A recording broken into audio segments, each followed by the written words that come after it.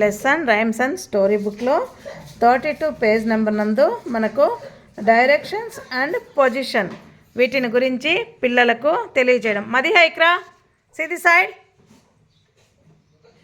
ఇప్పుడు మీకు నేను డైరెక్షన్స్ గురించి చెప్పాను కదా, మనకు ఎన్ని దిక్కులు ఉంటాయని చెప్పాను? వెరీ గుడ్, 4 దిక్కులు. అందరు చెప్పాలి. 4 దిక్కులు.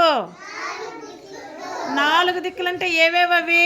తూర్పు, పడమర, ఉత్తరం, దక్షిణం. తూర్పున ఎవరు వస్తారు? వెరీ గుడ్, సూర్యుడు ఉదయము తూర్పున వస్తాడు. ఈవినింగ్ ఎటువైపు వెళ్ళిపోతాడు? పడమర. ఉదయం ఎట్లుంటాడు? ఎక్కువ వేడి, వెలుతురు, పవర్ ఎక్కువ, కిరణాలు ఎక్కువ, వేడిగా ఉంటాయి. ఈవినింగ్ పోను ఏం చేస్తాడు?